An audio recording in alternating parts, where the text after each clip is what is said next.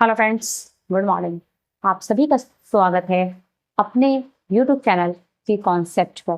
मैं शबनम आरा आप सभी के लिए लेकर के आ रही हूँ फिर से जीएस का रिवीजन क्वेश्चन। जैसा कि कल आपको पता होगा कि कल आपके लिए जीके का क्वेश्चन गया था, जीके की क्लास हुई थी, और आज जो है वो आपके लिए जीएस का क्लास है। अल्टरनेटिव डे जीके और जीएस का क्लास होता चला जाएगा। प्रत्येक क्लास में 30+ क्वेश्चन होंगे और वो सारे क्वेश्चंस जो किसी न किसी एग्जाम में पहले से पूछे गए हैं। तो बिना देर किए हुए चलते हैं अपने क्वेश्चन की तरफ। पहला क्वेश्चन हमारा कार्य का मात्रक है, मतलब कार्य का मात्रक क्या होगा? तो कार्य का मात्रक क्या होगा? तो जूल। कार्य का मात्रक क्या होगा? तो जूल। कार्य का मात्रक क्या है? जूल है। सवाल नंबर 2 है हमारा पारसिक इकाई है। पारसिक किसकी इकाई होगी? तो पारसिक दूरी की इकाई है। पारसिक किसकी इकाई होगी? तो पारसिक दूरी की इकाई है। नंबर 3 है ल्यूमेन किसका मात्रक है? नंबर 3 में क्या है? तो नंबर 3 में है कि ल्यूमेन। नंबर 3 में ल्यूमेन किसका मात्रक है? तो ल्यूमेन जो है वो किसका मात्रक है? तो ज्योति फ्लक्स का। ल्यूमेन किसका मात्रक है? तो ल्यूमेन ज्योति फ्लक्स का मात्रक है। ल्यूमेन किसका मात्रक है? तो ल्यूमेन ज्योति फ्लक्स का मात्रक। नंबर 4 में है कि क्यूरी किसकी इकाई का नाम है? क्यूरी। क्यूरी क्यूरी किसकी इकाई का नाम है? तो इसका उत्तर क्या होगा? तो रेडियो एक्टिव धर्मिता। रेडियो एक्टिव धर्मिता। रेडियो एक्टिव धर्मिता जो है वह किसकी इकाई है? तो वह क्यूरी। क्यूरी की मतलब क्यूरी। क्यूरी किसकी इकाई है? तो क्यूरी किसकी इकाई होगी? तो रेडियो एक्टिव धर्मिता की। दाब का मात्रक, तो दाब का मात्रक पास्कल है। दाब का मात्रक क्या है? तो दाब का मात्रक क्या होगा? तो दाब का मात्रक पास्कल होगा। कैंडला का मात्रक ज्योति तीव्रता। कैंडला का मात्रक क्या होगा? तो कैंडला का मात्रक ज्योति तीव्रता है। अगला क्वेश्चन देखते हैं। क्वेश्चन नंबर 7 है हमारा कि जूल की इकाई क्या है? तो जूल की इकाई क्या हो जाएगी? ऊर्जा।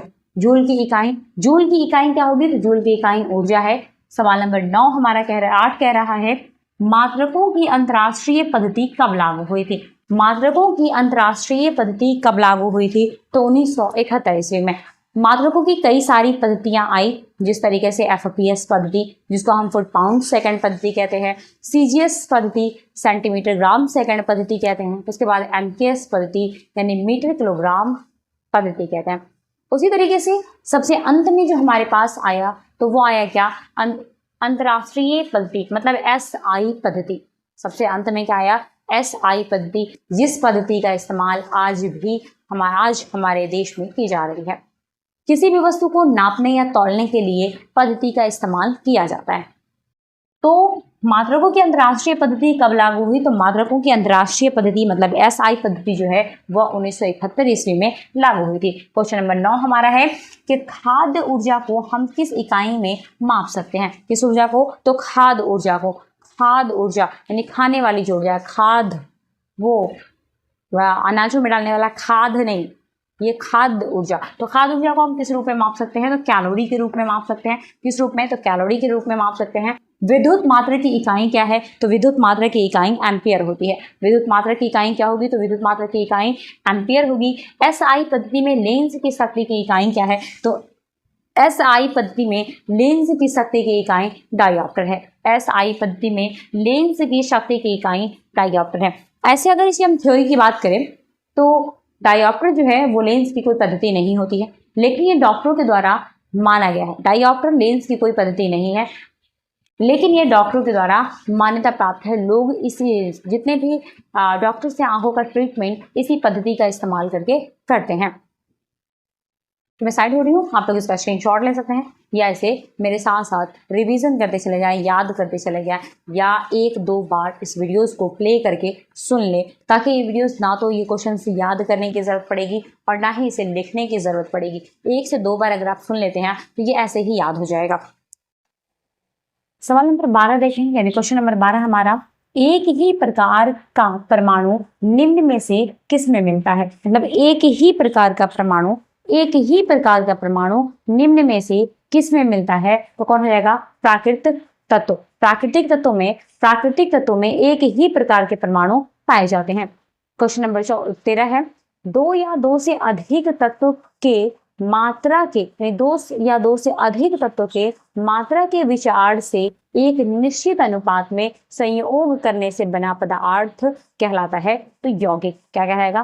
तो ये क्या कहलाएगा? यौगिक कहलाता है। फिर से इस क्वेश्चन को देख लीजिए कि दो या दो से अधिक तत्वों के मात्रा के विचार से, दो या दो से अधिक तत्वों के मात्रा के विचार से निश्चित अनुपात में, किस अनुपात में? तो निश्चित अनुपात में संयोग करने से बना पदार्थ, संयोग करने से बना पदार्थ क्या कहलाएगा? तो यौगिक कहलाता है। क्वेश्चन नंबर 14 है, दो या दो से अधिक शुद्ध पदार्थों को किसी भी अनुपात में मिला देने से बनता है तो किसी भी अनुपात में मिला देने से क्या बनेगा? तो सॉरी, किसी भी अनुपात में मिला देने से क्या बन जाएगा? तो ये मिश्रण बन जाता है। क्या बनेगा? तो मिश्रण बनेगा। दो या दो से अधिक शुद्ध पदार्थों को किसी भी अनुपात में मिला देने से क्या बनता है? मिश्रण। क्या बनेगा? ये मिश्रण। कोई भी अनुपात हो, किसी भी अनुपात में हो, लेकिन पदार्थ क्या हो? दो या दो से अधिक हो। दो या दो से अधिक पदार्थों को जब हम आपस में मिला देते हैं तो क्या बन जाता है? मिश्रण बन जाता है। लेकिन बात होती है कि मिश्रण अलग अलग प्रकार के होते हैं। कोई सामांग मिश्रण भी होता है और भी सामांग मिश्रण भी होता है। तो पढ़ेंगे किसी अन्य क्वेश्चन में सामांग और असामांग मिश्रण क्या है। ऐसे तत्व जिनमें धातु और उपधातु दोनों के गुण पाए जाते हैं, यानी धातु और अधातु दोनों के गुण पाए जाते हैं, उसे क्या कहेंगे? तो उसे उपधातु कहते हैं। उसे क्या कहेंगे? तो उसे उपधातु कहते हैं। फिर से इस क्वेश्चन को देख लीजिएगा कि ऐसे तत्व जिनमें धातु और अधातु दोनों के गुण पाए जाते हैं उसे क्या कहेंगे? तो उसे उपधातु कहा जाता है। उसे क्या कहेंगे? तो उसे उपधातु कहेंगे। जिसमें धातु और अधातु दोनों के गुण हो, वैसे तत्व यानी वैसे तत्व जिसमें धातु और अधातु दोनों के गुण मौजूद हो तो वो कौन सा क्या रहेगा? वो कौन से तत्व होंगे? तो वह उपधातु होगा।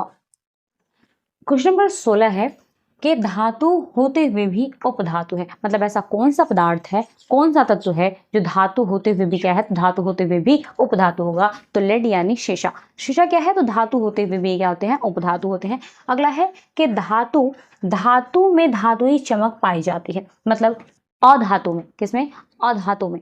अधातु में भी कौन सी चमक पाई जाती है? तो अधातु में धातुई चमक पाई जाती है। मतलब कौन सा पदार्थ है जिसमें अधातु होते हुए भी, मतलब जो अधातु होते हुए भी क्या है? तो उसमें धातुई चमक पाई जाती है। तो ग्रेफाइट और आयोडीन। ग्रेफाइट और आयोडीन ऐसा तत्व है, ग्रेफाइट और आयोडीन ऐसा तत्व है जो अधातु होते हुए भी उसमें क्या पाई जाती है? तो धातुई चमक पाई जाती है। उपधातु के उदाहरण है। अब उपधातु के उदाहरण कौन कौन हो जाएंगे? तो उपधातु के उदाहरण आर्सेनिक, एंटीमनी और bismuth. Arsenic, antimony, bismuth. Arsenic, antimony, bismuth, ये क्या हो जाएगा? तो ये उपधातु के उदाहरण है।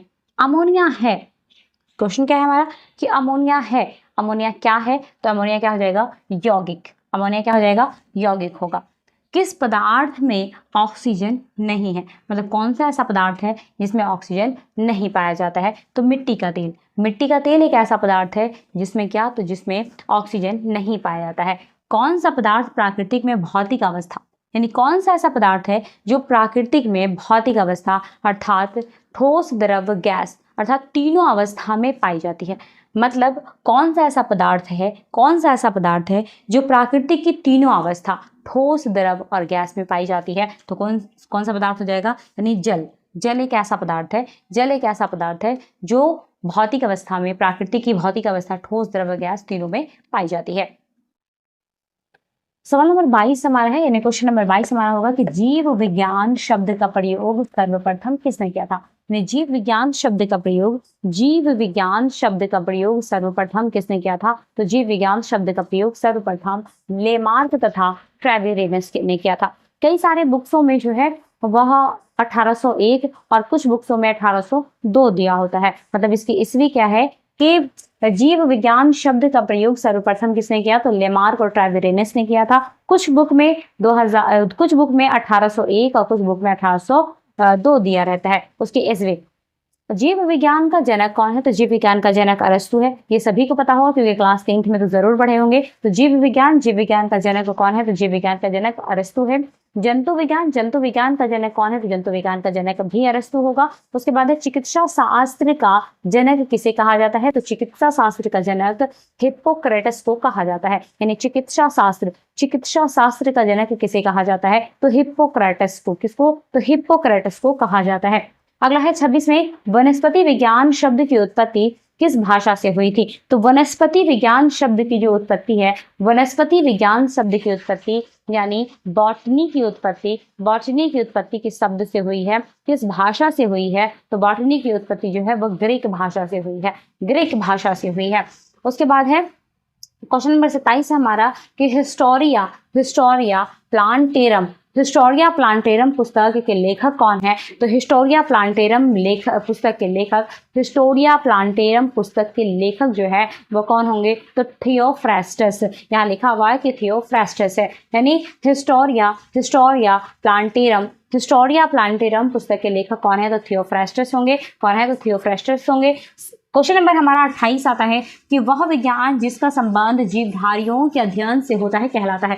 मतलब वह विज्ञान जिसका संबंध जीवधारियों के अध्ययन से होता है या वह विज्ञान जिसका संबंध सजीवों से होता है वह क्या कहलाएगा? तो वह जीव विज्ञान कहलाता है। क्या कहलाएगा वो? तो जीव विज्ञान कहलाएगा। पौधों को नाम देने वाला विज्ञान कहलाता है। यानी वह कौन सा विज्ञान है जो पौधों को नाम देता है? तो पौधों को नाम देने वाला जो विज्ञान है वो कौन सा विज्ञान होगा? तो वर्गीकी कहलाता है। क्या कहलाएगा? वर्गीकी। अगला क्वेश्चन हमारा लास्ट क्वेश्चन है कि फलों का अध्ययन कहलाता है। फलों का अध्ययन क्या कहलाएगा? तो फलों का अध्ययन पोमोलॉजी कहलाता है। फलों का अध्ययन क्या कहलाता है? तो फलों का अध्ययन पोमोलॉजी कहलाता है। अगले क्लास जो हमारी जीएस की होगी तो उसमें ये टोटल जितने भी फल फूल वगैरह के जो अध्ययन होते हैं इन सारे अध्ययनों को कंप्लीट करवा दिया जाएगा। आज के लिए केवल इतना है। फिर मिलते हैं कल अगले क्लास के साथ। तब तक के लिए आप इसको पढ़ें। अगर वीडियो अच्छी लगी है तो लाइक, सब्सक्राइब एवं शेयर जरूर करें। अपने दोस्तों तक ज़्यादा से ज़्यादा पहुंचाने की कोशिश करें। धन्यवाद।